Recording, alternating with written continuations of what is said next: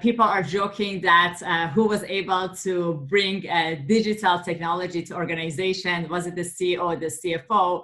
It was COVID-19, and the external factor has definitely brought in the change to all organization, because in a very short period of time, most organizations that were focused on what was considered non-essential services to be on-site had to start working from home. And that's a significant change. We have been talking about digital world. We have been talking about working from home and flexibility for years, but no organization has been endorsing it in the same way that we all had to adjust in the last 10 weeks. So change is coming.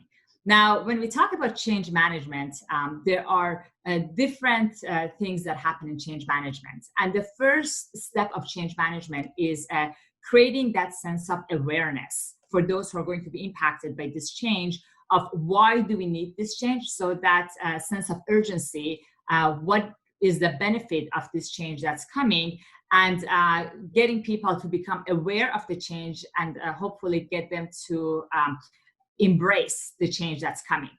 The second part of change management is really focusing on the tools and the processes that will support implementing the change that's coming.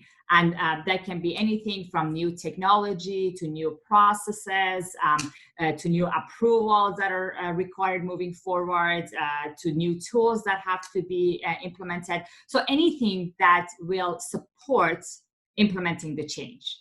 And then the third portion of change management is, now that we have got people to become aware and embrace the change that's coming, is to get them actually adopt their approach and change their behavior to implement the change and start doing things in the new way. So looking at these three phases of change management process, the first phase has actually been taken care of with COVID-19 for a lot of organizations, because all employees are aware of COVID-19 and the impact that it has had on the way that we live our lives, both personally and professionally. And they all understand the urgency that organizations had to change their processes to respond to COVID-19. And there are going to be a lot of legal requirement changes that organizations have to adapt to. And all employees are aware of that. So that makes the first part a little bit easier, because now employees know they have to change. What may be more challenging is that, balancing between the legal requirements that are coming, the additional costs that organizations have to endorse in order to make their environment prepared post-COVID-19, and the process changes that have to be redefined. And that is no easy task. So organizations have to really look at how they were doing things. And one of the positive outcomes of COVID-19 for many organizations has been for them to look at what is essential and what is not essential.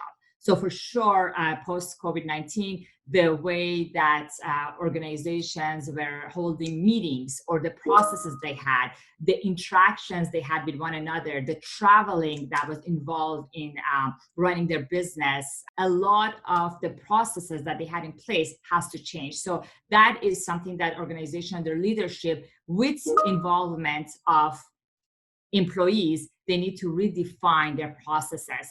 And it is essential for the leadership in organization to involve and include the employees and the end users of any process change, because that is one of the biggest misses in change management, not involving all the right stakeholders and just kind of staying at the leadership level and not going down to the end users to get their requirement. So that's the challenge that organizations are facing, to redefine that and then implement the new processes, the new tools, technology to support that.